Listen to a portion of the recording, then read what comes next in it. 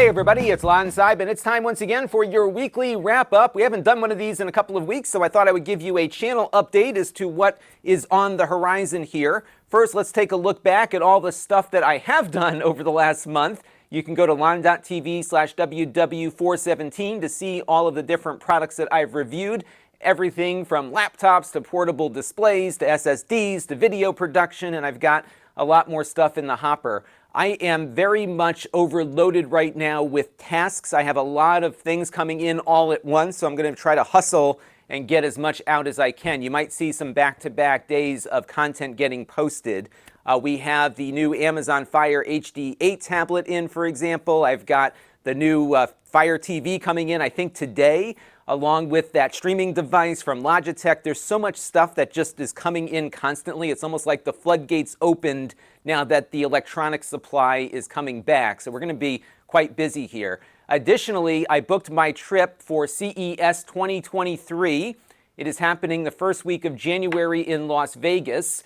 And hopefully we will get there this time. So last year, producer Jake went down in my place because I caught COVID right before I was supposed to go. This year, Jake and I are going together, and hopefully we will have some good coverage for you in line with what the 2020 show was like. I would expect this show to be a little smaller than we saw at the peak before the COVID pandemic, but I expect a lot of companies to finally come back. And I think we're going to see a lot of fun stuff here, and we're planning out who we're going to visit already. And if there are companies you want us to see, definitely let me know down in the comments section. So let's take a look at what's on the front burner, and literally we have something on the burner here. We reviewed the IOSafe 220 Plus NAS a few weeks ago, and I mentioned that I wanted to do a burn test with it with my local fire department because this device is marketed as being fireproof and waterproof. And we put it through its paces yesterday at a training center for my local fire department. So look for that video probably on Wednesday, and you will have to wait to see if it survived because honestly, I don't know if it did yet. I'm going to be pulling the drives out in a little bit and running some tests on them, so we'll see how it fared. But it definitely got pretty hot in there, and we actually exposed it to fire and heat longer than a lot of the other tests that I saw on YouTube. So this is a different test than what some others have done with this technology in the past. So I'm looking forward to sharing that with you and seeing how it did.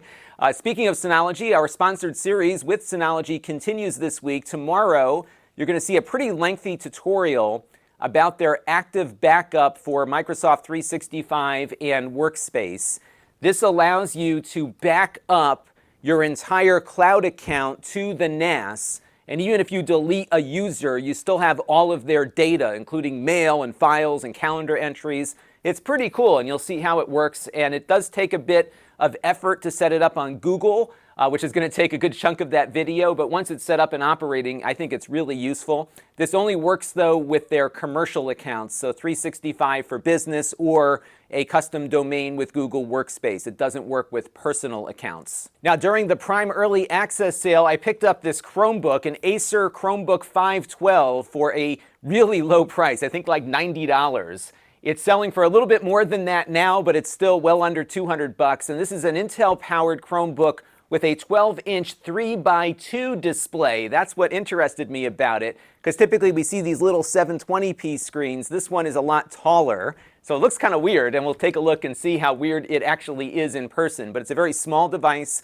very inexpensive, and Chromebooks are becoming so useful these days that I think this one might be a fun one to look at. We also, of course, have that Fire TV coming in. I didn't realize they added some fabric carpeting to it, so we'll look at the industrial design of it along with its performance. Now, my friend Elias Saba from AFTVnews.com reports that the new Cube might actually beat out the NVIDIA Shield when it comes to raw performance, although the graphical performance is likely below the Shield. But we'll put it through its paces and see how it does when it comes in. I know a lot of you will be looking forward to that. And then, of course, we have the Fire HD 8 tablet that is still in the box and ready to go here. So as you can see, I am quite busy. Also on the back burner, we still have a bunch of stuff here and a few things that just came in recently. The Pixel 7 Pro arrived along with the Pixel Watch, and I think I'll probably focus on the Watch first when we get to it, probably in the next week or two, primarily because the Pixel 7 Pro has been heavily reviewed already. So many people got one, so I am probably going to focus on the Watch first, and then we'll do something on the phone.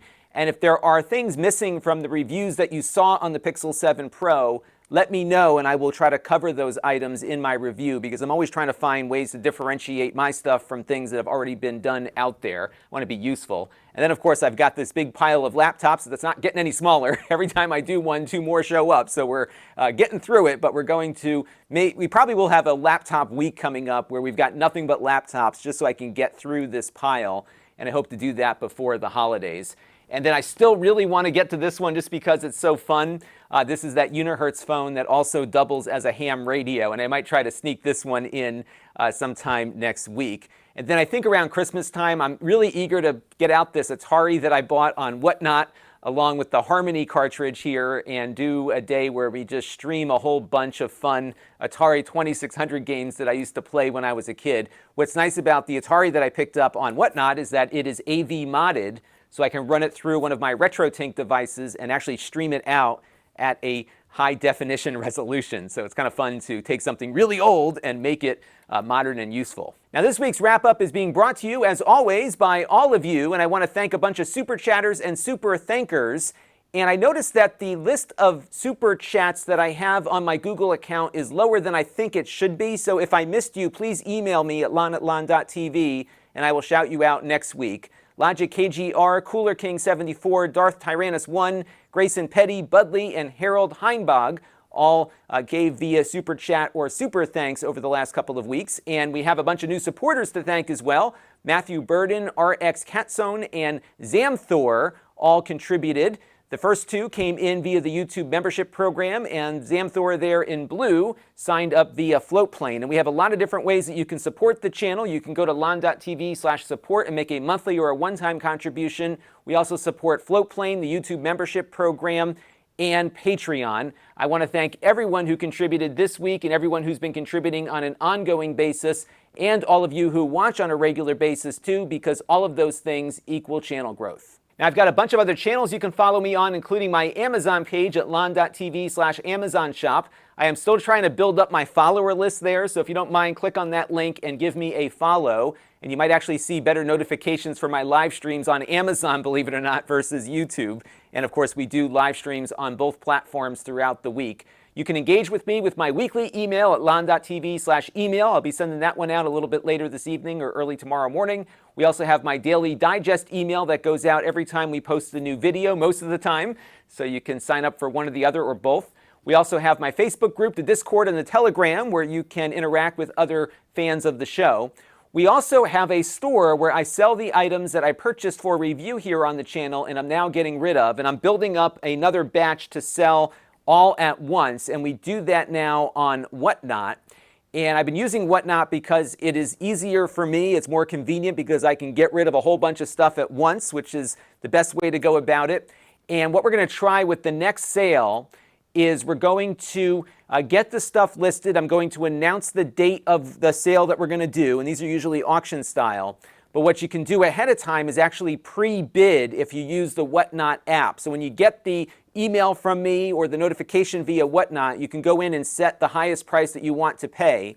And what will happen is, even if you don't make it to the auction, if your bid is the highest bid, you will win it without having to be present at all. And I know a lot of folks were talking about how they couldn't make it to the actual time of the event, but they wanted to put in a bid on something. So this is going to be another experiment with Whatnot here to see how it works. Now, the way Whatnot works is you go to Lon.TV/Whatnot if you don't already have an account.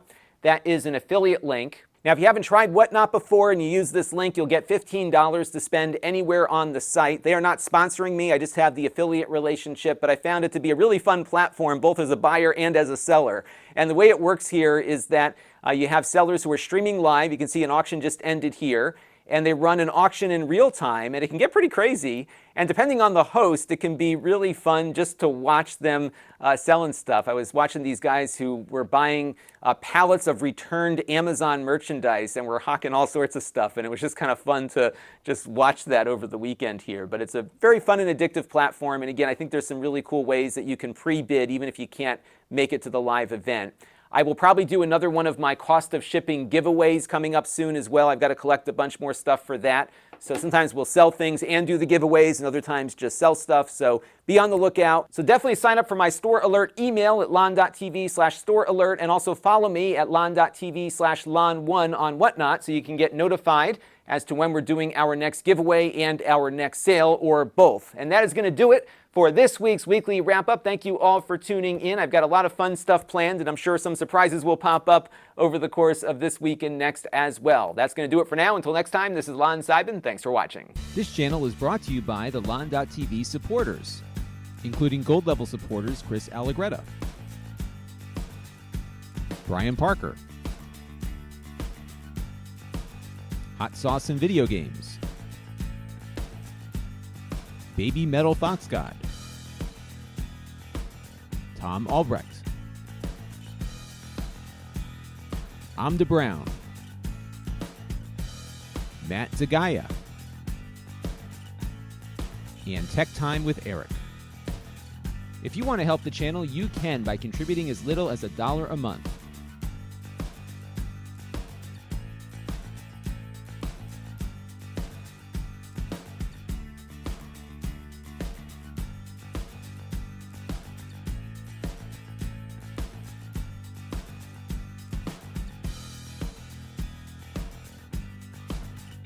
Head over to Lon.TV/support to learn more.